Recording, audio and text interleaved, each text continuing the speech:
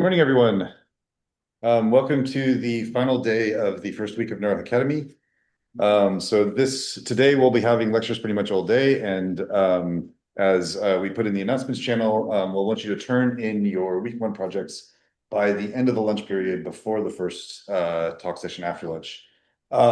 So to turn these in, all you need to do is upload a file called final.tsv or predictions.tsv to your Slack channel. And then just make sure that we know which file is the one that we're supposed to check or that you're uploading for us. And just to be clear, this needs to be the TSV file, not like a notebook file or a Python file. What we want right now is the predictions that you're making in a TSV file, just like in the example notebook, it writes a TSV file out at the end, so you can use that code as a kind of guideline. CSV file? Can it be a CSV file? Yes, that's fine. If you give us a CSV file, that's totally fine. Yeah. Additionally, just so you know how this is going to work, on Monday morning, we are going to have the hackathon pitch session. I'll just say a little bit about how that's going to go. So basically, we'll be either out in the commons or here in the auditorium. I think we may be here in the auditorium because of the AV issues in the commons. But we'll basically have anyone who has an idea for a hack project will come down here and just give a very quick, like 1 to 5 minute pitch about what they're thinking about. You don't have to have a fully baked idea. This can totally be a half-baked idea. And we'll just make a Slack channel for every proposal, basically, and we'll keep track of them in a spreadsheet. And you don't have to decide right away what project you're working on. You don't even have to work on just one project, although don't spread yourself too thin, maybe, but you're welcome to take some time to talk to the people who are interested in the projects and think about what project you want to do. If you pitch a project, you don't have to work on that project, especially if it seems like nobody else is interested in that project or something like that. You also don't have to pitch only one project. You're welcome to pitch as many projects as you like. Everyone will kind of settle into groups after the pitches are done. What else? Okay, well, if you have additional questions, let us know. But we intend this to be very informal and casual. This isn't like you're not choosing the course of the rest of your life and just choosing which hack project you want to work on. And additionally, I'm just going to say, if you are someone who is online and is watching this asynchronously with us, I'm going to suggest that you put in the Hackstorming channel any proposal you want to pitch so that we can announce it synchronously with everyone. And that way you're not kind of behind everyone else trying to pitch your hack idea. So if you're online asynchronously, like in a far time zone, and you have an idea you want to pitch, let us know in the Hackstorming channel, and Ariel and I will present it on Monday. Any questions before I move on? Any questions about how the hack projects are going to go next week, or how we're going to announce them or start them? Okay, great. So this morning, what we're going to be doing is what we call the Dataset Showcase. And part of the idea of the Dataset Showcase is that we're going to both just kind of give you a quick introduction to several datasets and then show you how to access them on the Jupyter Hub, mostly using a library called CloudPathLib that I'll talk about in a minute here. The intention is that these datasets may be useful or inspiring for you for your Hack Week projects. That said, these are not the only datasets you can use for your Hack Week projects. In fact, these datasets are maybe a little bit biased towards diffusion MRI and visual fMRI because that's what Ariel and I work on, and that's what we know the best. But you shouldn't feel like you have to use one of these datasets just because we went over it. And in particular, if you have a dataset in mind on OpenNeuro, we're going to talk about in a minute here. OpenNeuro is a great resource for datasets for the hack projects. Okay, so to kind of walk through some of these data sets, I'm going to be doing this in the Jupyter Hub, and you're welcome to follow along with me in real time, or I'm not going to be live coding this the way I did during like the Python lectures, but I will be just kind of walking through some notebooks. The notebooks can be found in the curriculum folder, and in here there is a Rokem Benson Dataset Showcase. I can't quite see that, but here it is, Rokem Benson Dataset Showcase. And in here are several different notebooks, and we're just going to kind of walk through these and explain them. So the first notebook is actually just a kind of quick introduction. I'm just going to go over this very quickly. We're going to be using a library, and we're going to encourage you to use a library called CloudPathLib in order to access these data sets. CloudPathLib is a library that's based on the pathlib library that is built into Python. And this notebook just kind of is an introduction to what pathlib is, so that you, just in case any of you aren't familiar with it. So traditionally in Python, at least the kind of long ago, the way of accessing the operating system and file system in Python was to use the os.path module.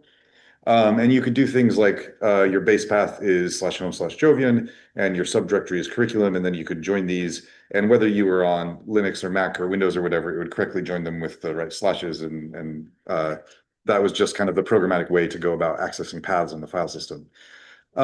These days, these days people tend to use the pathlib library.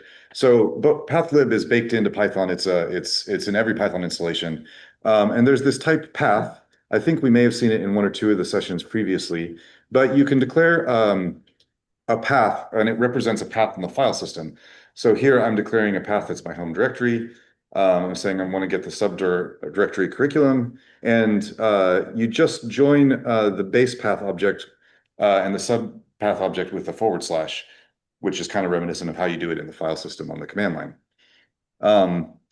So I'm just going to real quick go through some examples of how this library works. Here I'm just creating a path in /temp/cache. This is just a cache directory, a temporary cache directory where I'm going to cache data during this session. And here I'm saying, since this cache path variable is a path object, I can say, does this path exist? And if not, make that directory. And this is a nice programmatic way to interact with the file system is kind of here I'm creating I'm taking that cache path. Let me go ahead and run this. Here I'm going to take that cache path directory and make a path to a readme.md file inside of that cache directory. And then I can say with readme-file.open as file. If this is all a little unfamiliar to you, this is how you open files in Python. And we open it as a file that we can then write to, and this just prints this text into that file, basically. If you're not familiar with this kind of construction here, find me after the session. I'm happy to chat with you about it. It's a particular Python construction for opening files and editing them. But this code basically will go ahead and write out a README file, and then I can just run a terminal command from my shell using the exclamation mark syntax and cat that file out to the terminal, and we see that it prints out the contents here that I just wrote in this code block. Okay, so I'm gonna gloss over some of this, but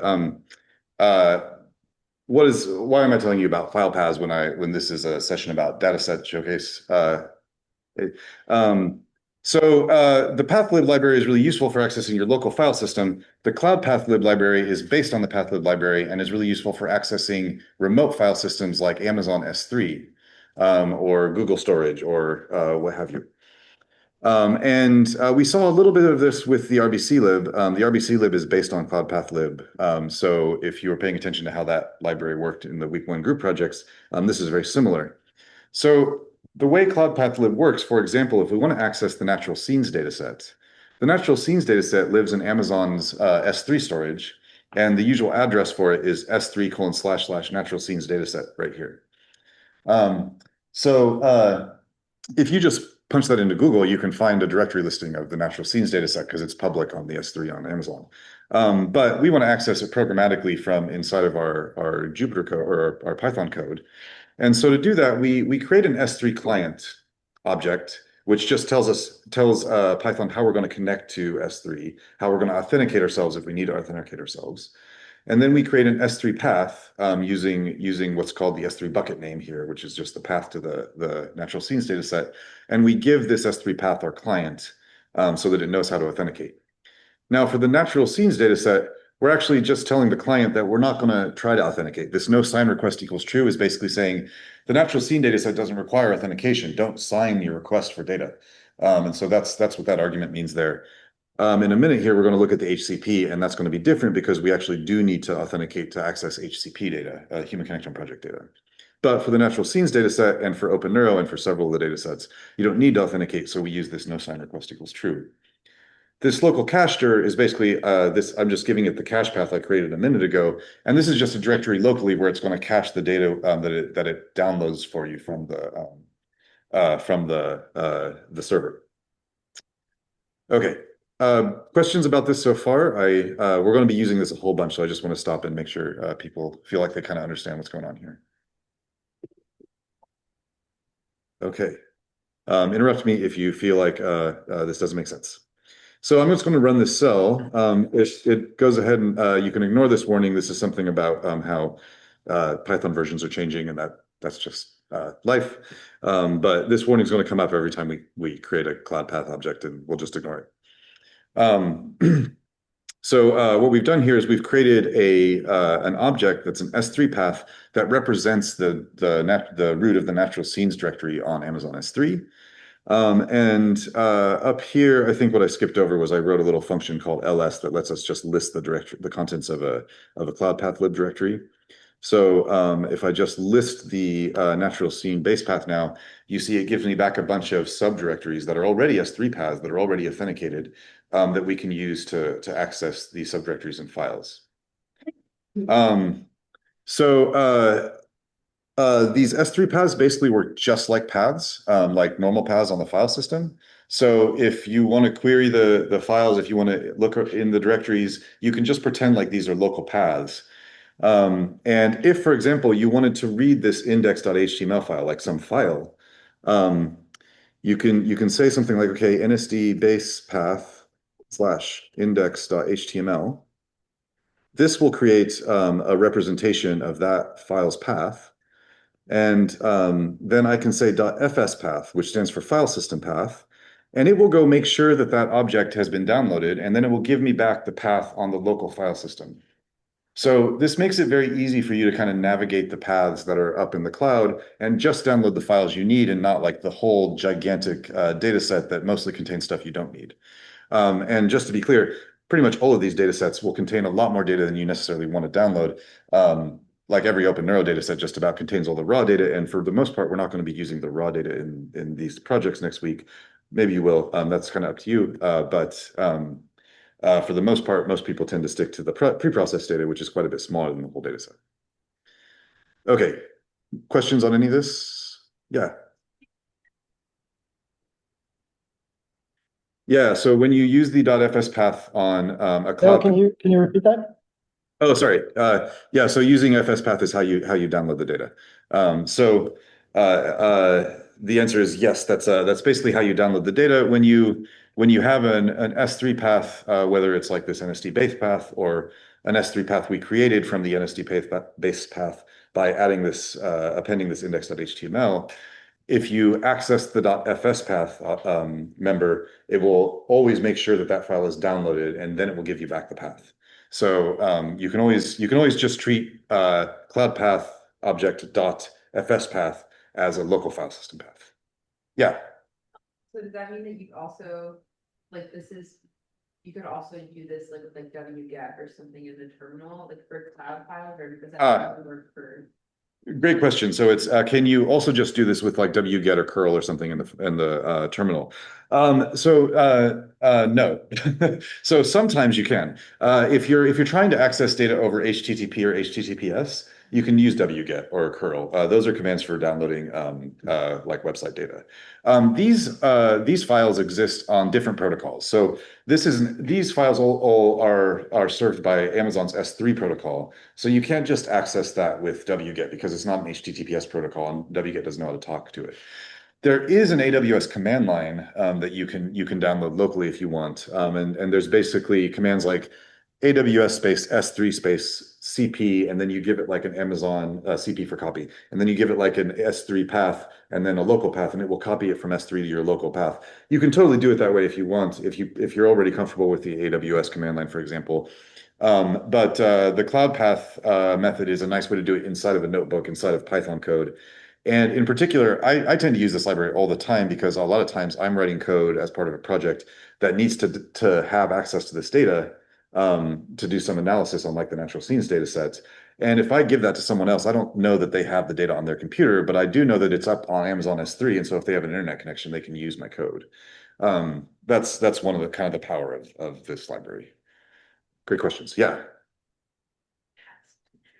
How do we know what paths to choose? What a great question. So, and I think with me sitting here showing you the listing of the natural scenes data set, it's an especially good question because you might be looking at this and going, well, which of these do I want to look in for whatever pre-processed data or whatever data I want to find? So if you're on OpenNeuro, if we're using OpenNeuro, which we'll talk about in a minute, all of OpenNeuro is all of their data sets use the brain imaging data structure, BIDS. So I don't think we had a lecture on BIDS this year, but we have past lectures on BIDS like last year. If you don't know what BIDS is, I would recommend going and checking it out. It's basically a directory structure and kind of way to organize your files so that it's very easy for people to share data across labs and across groups and stuff. It's sort of a standard format for neuroimaging experiments. The NSD is not in BIDS. It is in its own kind of proprietary custom format. They've made their own directories. There is a sensible organization to all of this, but you would kind of need to go look at their website and look at the NSD manual to understand where all the files are. We'll talk a little bit more about the NSD specifically, and we'll talk a little bit about the organization of these other data sets as we go over them. But there isn't I can't just tell you where the files you're going to want are going to be found because every data set is organized a little bit differently. What about choosing between S3 and something like Google Storage Path? So each data set's probably only going to be accessible via one method. So you can't get at natural scenes data set via Google because it's only on Amazon S3. You can't get at the OpenNeuro via Google because it's only on Amazon S3. In fact, are all of these on Amazon S3? I think maybe all of the data sets we have here are on Amazon S3. Amazon S3 is just kind of the current world storage backbone to a large extent, and a lot of public data sets get posted there. So it is very common. If you have if you have a data set that's available via some other protocol, feel free to come talk to us about how to access it. It's going to be very similar to using S3 here, but it may be just a little bit different. Other questions? Okay, great.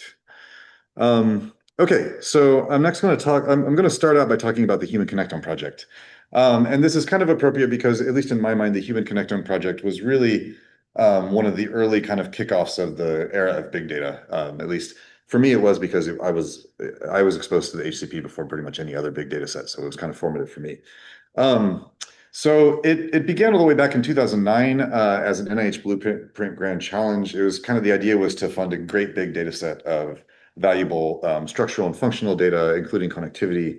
And it got funded through a few different organizations. There was a group at Harvard and UCLA that developed a bunch of the technology, including like new scan sequences and stuff to use in the scanning. And then there was if you've used the young adult HCP, which is what I'm going to talk about today, you've probably seen the Washington University Minneapolis Consortium. Basically, Washington University in Minneapolis, primarily under David Van Essen and Camille Ugerbil, did all the scanning basically for the HCP, and they scanned about 1,200 participants with high quality scanning and processed all their data through a very comprehensive pipeline. And it's all young adults, healthy young adults. So it's intended as kind of like a baseline data set. I believe everyone is between the ages of something like 18 and 35. It's pretty limited age range. I have it right here, 22 and 35. So pretty limited age range. It includes, pretty much, I believe every subject in the data set has structural MRI, diffusion-weighted MRI, and resting state, as well as a battery of tasks that they did in the fMRI scanner. And then a subset of the data, a subset of the subjects participated in additional scanning, including like visual experiments, which I'll talk about in a minute. But this has all been extensively pre-processed, so it's very easy to kind of pick up with and start running with. So it's a nice data set for those reasons. And their pipeline is all doc. You can find their whole pipeline here. I don't necessarily recommend diving into that as like a first place to start. It's sort of like a pile of scripts that they use to process their data. But long story short, their data is very carefully processed. It's all based on FreeSurfer. So if you're familiar with FreeSurfer, you'll be fairly familiar with the kind of data they have. Okay. Of the data sets we're going to talk about today, the HCP is the only one I think that requires that you authenticate in order to access it. It's not actually just out there on the open internet. You have to go register with them. Now, registration doesn't take very much. You just need to go to their website. There's instructions down here for getting credentials to access the HCP. I'm not going to go through this right now, but if you want to access the HCP, try to follow these instructions. If you have trouble, come talk to me. I'm happy to help you get it working. It's really not very challenging. It's just a matter of going to their website, which is called Balsa, registering your email address basically, and then clicking a button to generate some Amazon keys, and then you put them in a file in your hub, and you're good to go. I've already done these steps, so if you're running this notebook along with me, this may not work because you need the credentials. But once you run these steps, you should be fine to access the HCP. Okay. So basically, I'm just going to show you how we can access the HCP here. Just like we did in the previous notebook, we're going to create a temporary cache directory. That's just a path. We're going to make sure it exists. And then we're going to make an S3 path using an S3 client. And in this case, because we do need to authenticate, instead of having that no sign request equals true, I have a profile name equals HCP, which basically tells S3 that I've saved my credentials in this file in a particular way, and it will go find them. The path we're looking for is HCP-open access, which is the name of that's just the name of the path to the Human Connectome project on Amazon S3.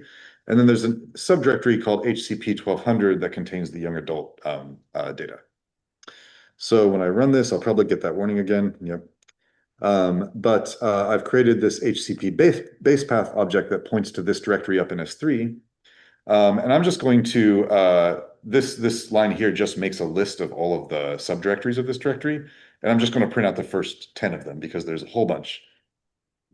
But here's the first 10 subdirectories of this directory. And you'll notice they're all like 6-digit numbers, and these are all subject IDs.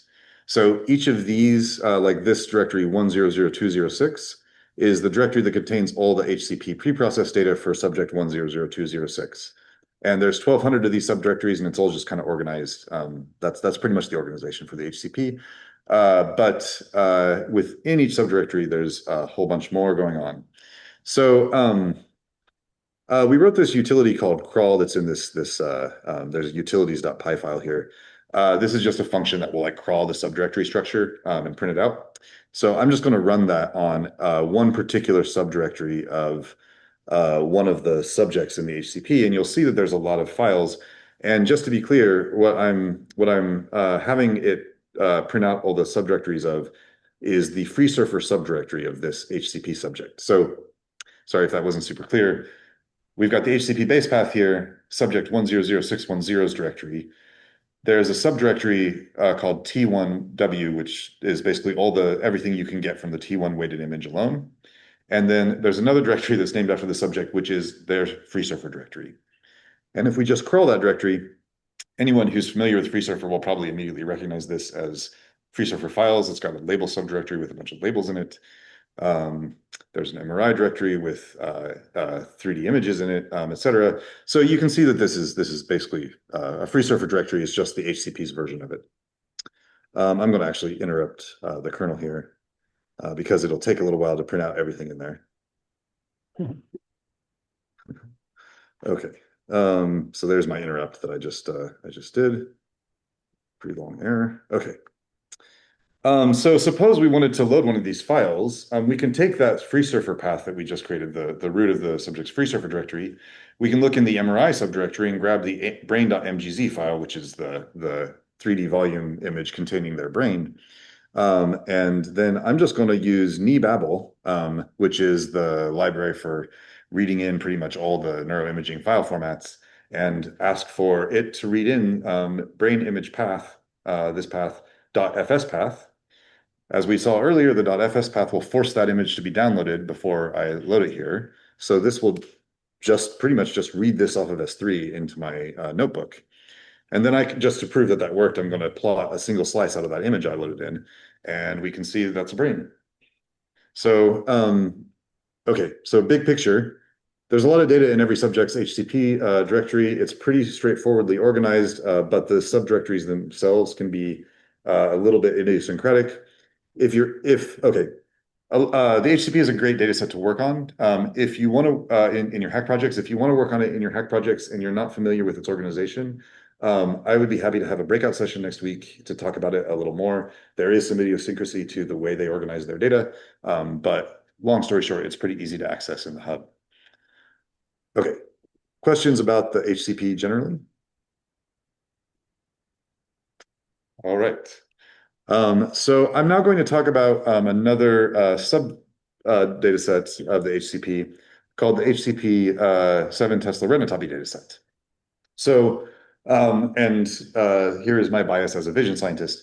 This is a data set of retinotopic measurements from 181 of the subjects in the Human Connectome project. These were very high quality measurements. Kendra Kay, who talked to us earlier in the week, helped design the stimulus, and each subject sat for, I forget how many minutes, but it was six separate retinotopy scans, each of which was probably about a half an hour long. It was all done at 7T, so it's very high quality. This is probably this is definitely the biggest visual data set I'm aware of that can include, this is definitely the biggest fMRI visual data set I'm aware of, and definitely the biggest retinotomy data set out there. And it's also very high quality. To access the retinotomy data set, I'm going to introduce a library called NeuroPython. This is a library that I actually maintain that's largely used to access and understand free surfer subject directories and HCP subject directories, and also to do some visual stuff. I'm not going to go into a whole lot of detail about it right now because we've only got an hour, but if people are interested, I'm always happy to talk about it. First of all, like I said, NeuroPython understands the Human Connectome project. So we have to tell it a little bit about where we're caching our data and how we authenticate, and that's what these two lines do here.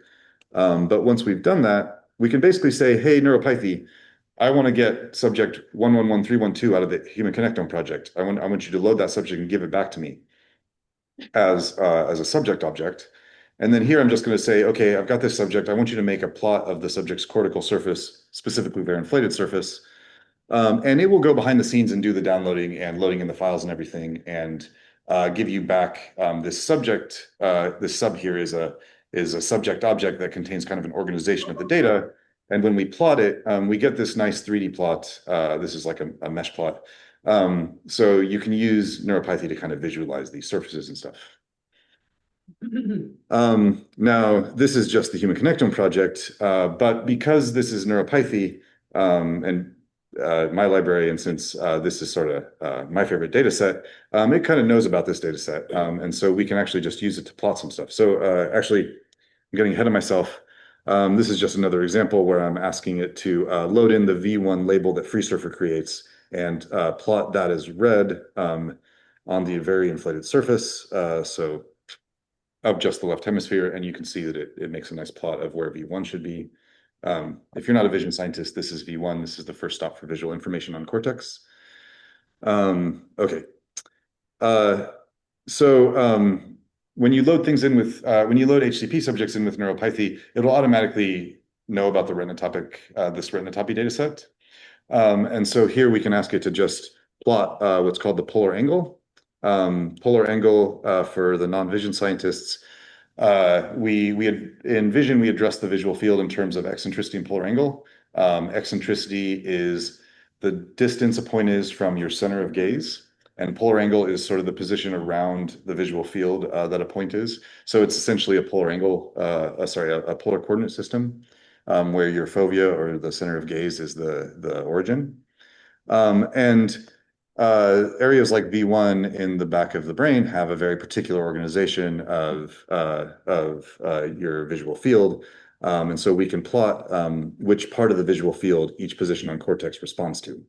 And that's what I'm going to plot here. I basically just tell it to plot this subject and to color it according to the polar angle, which it's loaded in from the Human Connectome Project data. And I'm going to tell it to only plot the polar angle where we're pretty sure that there's a visual response that's real and not just noise. And this will probably take just a second to plot because it needs to go get a bunch of data. But the point here is that NeuroPython kind of already knows about all this. And so if you want to work with this data set, it's very easy to work with as long as you're using NeuroPython. This doesn't mean you have to work. So first of all, you don't have to work with vision if you're not a vision scientist or if you're not interested. I'm just a vision scientist, so I'm telling you about this data set.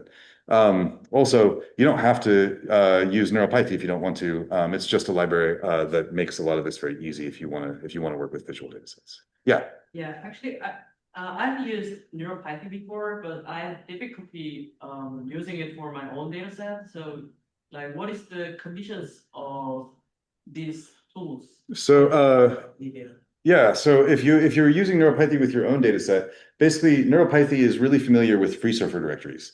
So, and I think there's an example a little bit later here that I'll show you, or that Ariel will show you, where you use NeuroPython to just load in a free server subject. And you can basically say, so you see I've imported it as ny. You can say ny.freesurfer_subject, and then you pass it a directory path. And it can be an S3 path, or it can be like a local path. And it will load in that free server subject, and you can do these kinds of plots with it. But separately, if you're trying to use NeuroPython for some data and you're having trouble, you should just come to me because it's my library and I can probably help you fix it. All right. So here we can see that we've got these nice polar angle maps. If you're a vision person, these probably look very familiar. But essentially, this is demonstrating how the visual field is kind of spread across the cortical surface and the occipital lobe. Okay. I've talked a lot about this. Questions anyone has? All right.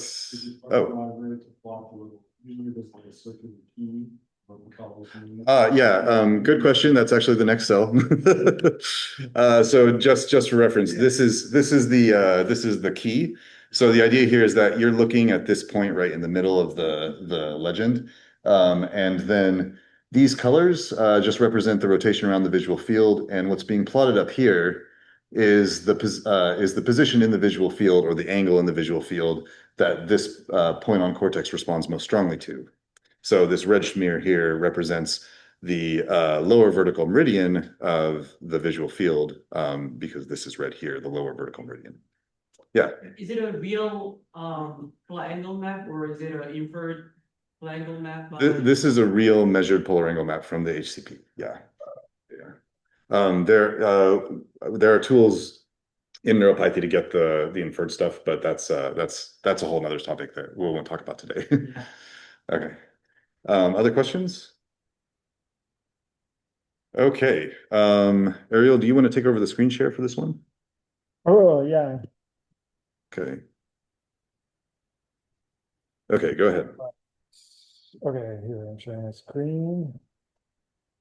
Can you see my notebook? Yeah. Okay, great. Yeah, so Noah already introduced HCP, and indeed it's a great data set in many respects. One other sort of aspect of this data set is the diffusion MRI data that was collected as part of the project and was collected on almost all of the 1,200 subjects that participated in this project. You heard a lot about diffusion MRI yesterday from Serge, so I won't talk a lot about the methods themselves, but I will point out where you can find diffusion MRI data in the Human Connectome project. I will just say one thing before that about the data that was collected for the HCP, which is that it's phenomenal. It's very unusual data, both in terms of the resolution and the angular sort of coverage. So it's not usual diffusion data. And for that reason, the diffusion MRI community has really taken up this as a data set for methods development, because it's really about as good as diffusion data could be. or was for a very, very long time, about as good as diffusion data could be, even though it was collected several years ago. It's really still very high SNR. So that's just to know that if you're going to look at this data, it's not typical on the one hand, but it's also really great data on the other hand. Okay, so this first thing should look familiar. This is generating the cache. And somebody on the Slack asked about whether the cache disappears once the notebook disappears. And the answer is no. So long as you're setting the same file system location, that's where you should find the files even after you've turned the notebook off. So, and then we're importing these utilities, and then doing pretty much the same thing as before for access to the Human Connectome project dataset. And this is kind of like the top level. Now, the diffusion data is hiding inside of the T1 weighted folder under every subject. So under the T1 weighted folder, there is a folder called diffusion, and that's where you will find, well, lots of things. The data has been pre-processed, so there's some stuff about eddy that's been that some eddy current correction that was done as part of the pre-processing. And that also means that these files here, bvals, bvex, and data, are already processed. They're ready to be analyzed with any tools that you'd like to analyze them. And you can get, for example, for a particular subject, you can get, here I'm now downloading the data and kind of reading it in. I might have drawn this before, and that's the reason that it went so quickly. So this would actually trigger the download. Nib.load is nibabel's way of loading the data, but it's lazy loading, so it's not actually instantiating the data in memory. That's why I commented out this thing. This would actually get the data that's in the file. Nibabel, the library that we use for reading and writing neuroimaging files, it has this nice property that it's lazy loading. So when I do this, it loads. Here, let me add. For example, you can see the shape of the data. 288 is the number of volumes that's in this data. And this is these are the voxel dimensions. So you can see some of the metadata, but not the data itself unless you run this cell as well. And this one takes a long time to run and requires a lot of memory, so I won't run it right now, but this is how you would get to the actual data. So, okay. So you can access the raw data, but I also wanted to point out that you can access derivatives of the data. So similar to the retintopy, where there's the raw data, and maybe what you want is actually to work with something that's been processed a little bit more than just the motion correction. This has been motion corrected and distortion corrected and eddy current corrected, but maybe you want to work with something a little bit more processed. My group has analyzed or so processed the Human Connectome project diffusion data to generate what we call tractometry derivatives. Serge talked about this a little bit. This is kind of like analysis of diffusion properties or tissue properties along the length of known anatomical tracts. So this is a little bit of a diagram of this process. We started with the diffusion data, we do tractography for the whole brain, and then we find particular tracts. In this case, you see the arcuate fasciculus in blue, the corticospinal tract in orange, and the cingulum in green. And then for each one of them, we pull out the tissue properties, in this case, fractional diffusion tensor, fractional anisotropy along the length, in 100 points along the length of the tract. We do that using a software that we developed called PyFQ. We did that for all of the Human Connectome project, and we made that publicly available. It's actually going to be in a slightly different location. Oh, why is this bouncing back and forth? It's going to be in a slightly different location. It's available through a project from Johns Hopkins University called Open NeuroData. Open NeuroData is another S3 bucket that has lots of different neuro data sets, including this tractometry derivatives, not to be confused with Open Neuro. Open NeuroData is something else. And we've put our tractometry data there in that location. And I won't do this crawl because there's lots of different derivatives in here, but one of these derivatives, maybe the most interesting one for you, is a file that contains the AFQ track profile. So these are these things that are plotted here. And if you read that, oh, I have not imported. I need to import pandas. If you read that using pandas, the pandas library to read the CSV, then you will have a pandas table that has a column called tract ID, which tells you which tract it is. ATR is the anterior thalamic radiation, for example. The node ID is where you are in the tract, in position along the tract from 0 to 100.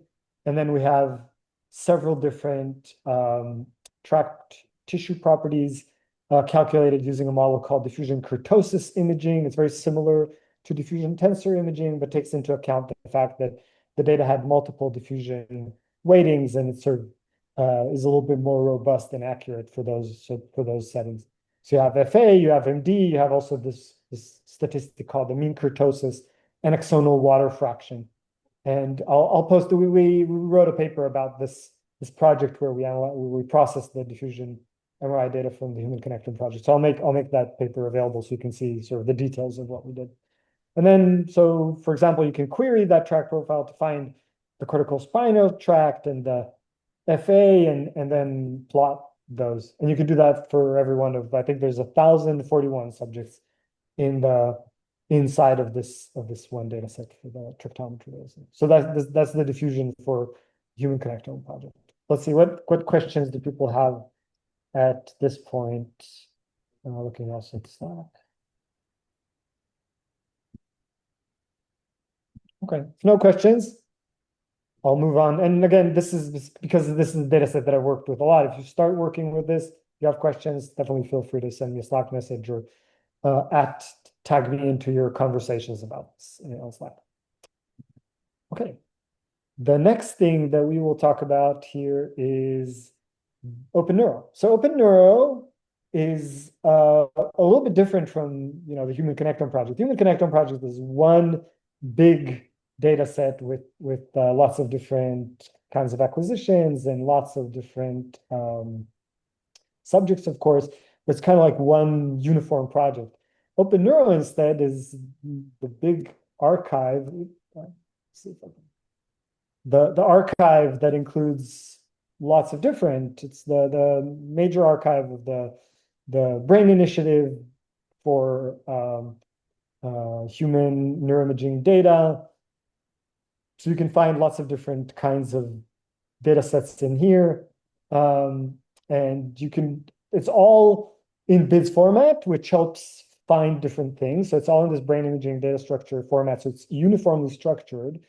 And also it's all on Amazon's S3, meaning that you can use the same kind of way that we've previously used. So here is one data set from NYU. This is the NYU written copy data set. So again, written copy data, but we're going to use this as an example for what you can do with OpenNeuro. And you can do that with any, I don't know, let's try to find, I don't know, migraine. If you're interested in migraines, well, there's a data set that has something to do with migraine, and you could read that one. The important number to remember here, or the important bit to remember when you're searching here is this, the S number. This one has this other number here, but if you replace this number with this number, you would get, in very similar fashion, access to this other data set. I don't even know what this is, MBSR, something to do with migraine, possibly. So this is a way that you could find other data sets on OpenNeuro. But let's work with this one for now. Here we're going to look at the data. So this has, it's organized as BIDS. So at the top level, there's subject directories for each of the subjects, and there are multiple subjects in this data set. This data set happens to also have a derivatives folder. In BIDS world, derivatives is the place where we put things that have been processed. So if you find an OpenNeuro data set that has a derivatives folder, that's probably a good sign. That means that somebody has taken the data from raw to something further. In this case, okay, before I look at the derivatives, just to point out, there's a participants file. Every BIDS data set should have a file like this called participants.tsv. And you can read that one with pandas to get a little bit of the statistics. This is all controls. These are all the subjects. So here we have 43 subjects. You have their ages, their sex. Sometimes this file will contain more information about each participant. So it differs from data set to data set, but it always has this participant ID and a few more columns that describe each participant. And in this case, as I said, there's a derivatives folder, so we can use NeuroPython in order to, and this is what Noah was mentioning before, this is the free surfer subject. So if there's a derivatives free surfer folder, and for each subject that exists, then you can point to that with NeuroPython, and you would have a subject, an instance of a subject object here that you can directly hand over to this cortex plot, which then slowly but surely will present the white matter surface for this particular subject in a three-dimensional plot. Eventually, it needs to read the data, so it's doing multiple things at the same time here. It's reading the data and also visualizing it. So it's pretty remarkable that we can do this for a data set that's on the cloud somewhere into another notebook that's somewhere else on the cloud. This is very neat. While this is happening, I'll just point out, we really, really recommend that you use these axis patterns in your hack projects. We can download data sets into the hub and store them on the hub so that they're right there and you can store them, but it gets really, oh, there it is. It gets really, really complicated. So if you can find a data set that's cloud accessible and use this, I really encourage that. So here's the white matter for that subject in all its beautiful detail. Okay, what questions do you have about OpenNeuro? Seeing no questions, I will hand. Oh, we have a question. Go ahead. Can you project volume statistics to surfaces with NeuroHackademy? Okay, yeah, so the question is, can you project volume statistics to the surface and back with NeuroPython? Yes, that is one of the things it's very good at, and if you want to do that, just talk to me. Yeah. Other questions? So real quick, I just want to point something out. And Ariel, I'm not 100% sure about this, but I think if you use a cache path, so Ariel mentioned that if you use a cache path, it'll preserve the data, like the data you downloaded in one Jupyter session will be preserved. I think that is true, but I think the cache path has to be in your home directory for it to preserve it. Okay. So right now we're using /temp/cache. That's a common cache directory for like your local computer. In the Jupyter, because it's not in your home directory, it won't be preserved from in between sessions. So if your Jupyter server has to restart, you'll lose the temp cache.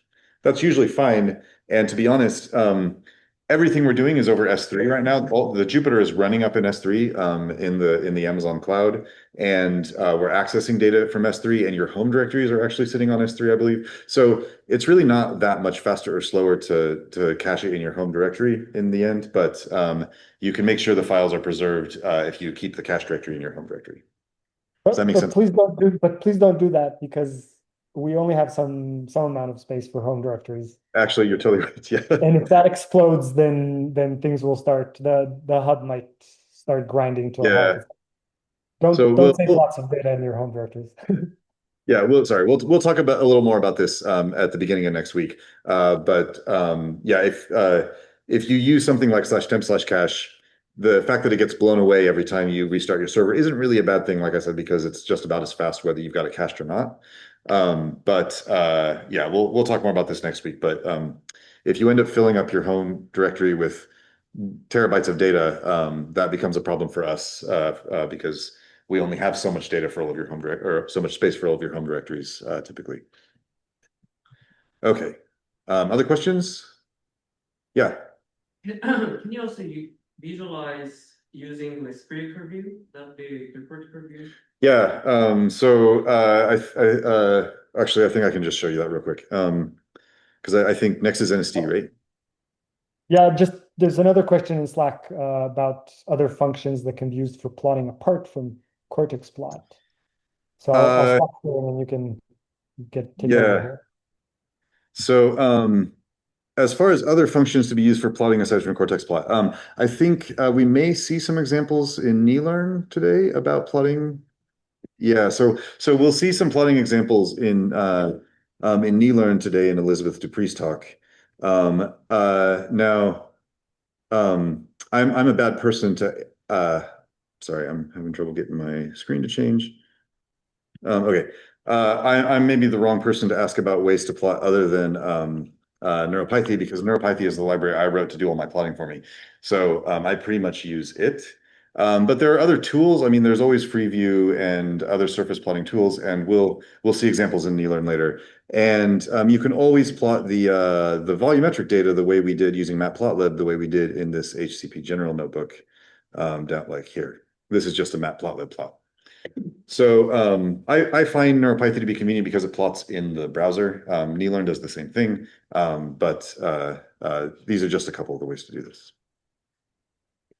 Okay, and someone asked about sphere, plotting the sphere, and I think we saw an example here where I said plot the very inflated surface. If you just put sphere here, it'll plot the spherically inflated surface instead. And I believe if you put FS average, I might be wrong about this one. No, it's gonna work. This is the FS average aligned sphere. Yeah. This question is not very specific to this data set, but more generally.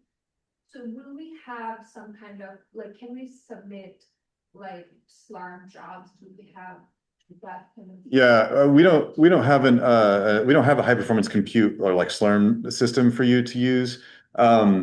We'll talk a little bit more about this next week, but you have all the resources in your Jupyter Hub. You can request a GPU Jupyter Hub to do like ML training and stuff. If you need to run a job that's going to like require 300 gigabytes of RAM or something, you need to come talk to us first. Basically, we can to some extent we can try to work with that kind of thing, especially if you have a plan and you're pretty sure it'll finish in time and everything. But you'll need to come talk to us for like a really big job. We're hoping that for the most part you can do your analyses in the hub as is with like a GPU maybe. Yeah, if you've got a plan that requires something more, just come talk to us. I guess what get at is that sometimes running out some Jupyter Hub takes a while, and if I'm going somewhere, my connection falls off. Yes. It'd be nice to just submit a job. Maybe it's not Spark, but I'm wondering what. Yeah, so we've had this problem in the past, and the question is, Jupyter will disconnect you after a while, and if you're running a job, you lose it. What do we do? So there's actually a plugin called Jupyter Server Keep Alive or something like that. We'll talk about it on Monday, but you can use it to make sure that your Jupyter doesn't go down when you walk away for a day or so. So basically, as long as you check in every 24 hours or something like that, you can keep it going. So we've got a solution for that. Okay. So we're getting a little short on time, but we've only got a couple data sets. So I'll go through these pretty quick. The natural scenes data set was already mentioned earlier. This is the data set that Kendra Kay collected. This is probably the one data set we're going to talk about that has higher quality measurements than the Human Connectome project when it comes to vision. And that's because this was a data set that's all about vision. Basically, this is one of these data sets that has a lot of data, but only a few subjects. I think there's just 8 subjects in the natural scenes data set. And it exists, we kind of already saw this, but it exists in its own S3 bucket. It's not organized into bids, it's organized into its own kind of format, but there's a whole bunch of documentation on their website if you're interested in using it. Real quick, I'll just show you, you can access it via S3, just like we have been.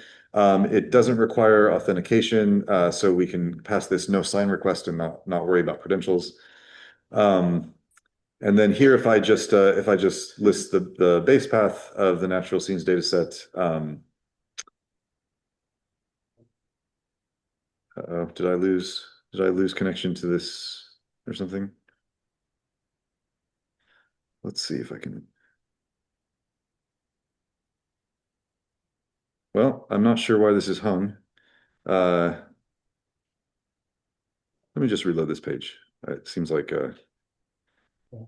my Jupyter got stuck there. Yeah, it's not even running. Okay, let's try that again. There we go. Yeah, okay.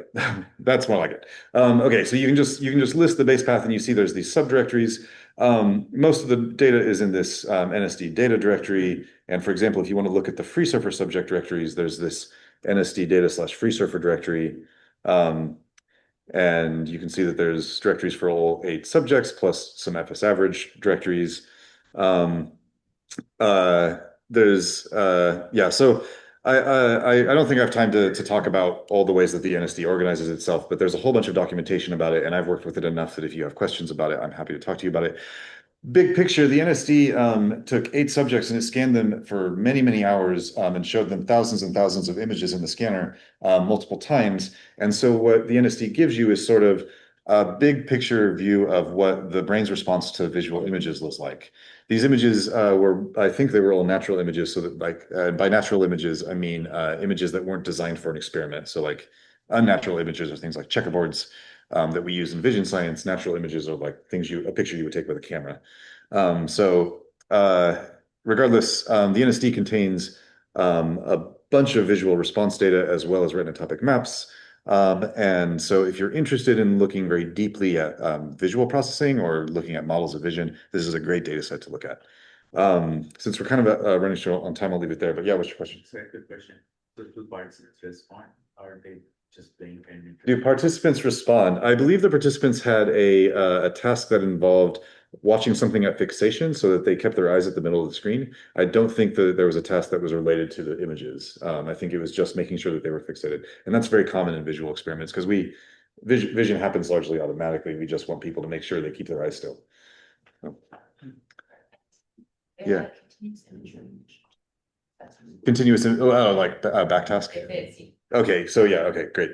So they were asked to indicate if they remembered an image from a previous appearance. Yeah, that's right. Thank you. Okay, other questions? Okay, Ariel, back to you for the last one, the Healthy Brain Network. Yes, let me find myself here. Okay. Share. All right. So one last data set. So Healthy Brain Network is actually should be familiar to you already because it's part of the RBC project. So we talked about that when we introduced week 1 projects. So I won't tell you a lot about this except to tell you that there's within RBC, there's this one Healthy Brain Network data set that includes, in addition to the data that you used for the week 1 project, also diffusion MRI data. And that diffusion data has been processed. There's some detail here about how it was processed. And we did the same thing that we did with the Human Connectome project, which is to calculate tractometry derivatives from it and to make those publicly available. So this notebook kind of demonstrates that. These top ones should look very familiar. The particular bucket we're looking at here is the FCP Indy bucket. This one is actually interesting, worth a look by itself because it's got a lot of data sets in there. I'll just put FCP Indy here. There's this FCP Indy data set has a particular sort of data set browser.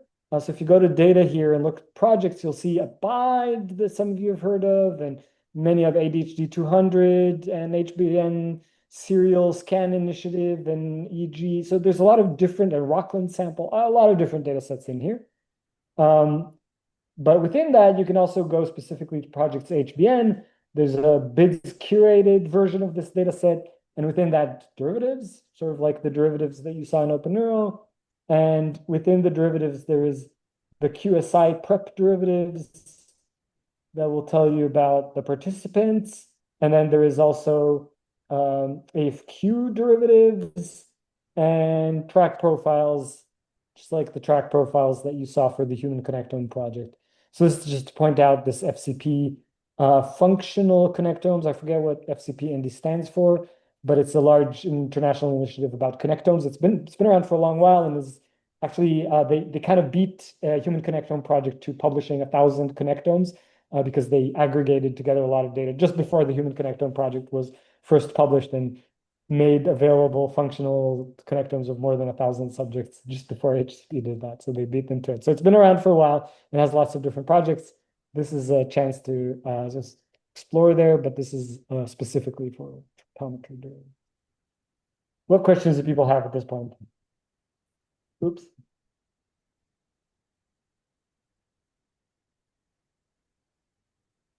Okay, so I just want to emphasize again real quick that there's obviously a little bit of bias in which data sets we showed you. We showed you the data sets we are most familiar with that are good for these kinds of projects. But just because we didn't talk very much about any EEG data sets doesn't mean you shouldn't try to use an EEG data set for your project. We would encourage you to use whatever data set you're inspired to use, so long as we can get it working on the hub and everything. And we'll work with you to try to do that if you've got a data set in mind that you'd like to analyze. I'll also remind you that in JB Pauline's talk, he showed us like NeBagel and NePoppy, and like NeBagel is a great way to search for data sets, and it knows about Open Neuro. So if you're looking for subjects with particular features or something like that, I'd recommend checking that out as well. Otherwise, I think that's it for the dataset showcase. So at this point, I think we're just on time. Yeah, it's exactly 10 o'clock. So we'll go ahead and take a 30-minute break. There should be coffee out there, and then we'll be back in here at 10:30 for Elizabeth Dupree's talk on NeLearn. So we'll see you here in a bit.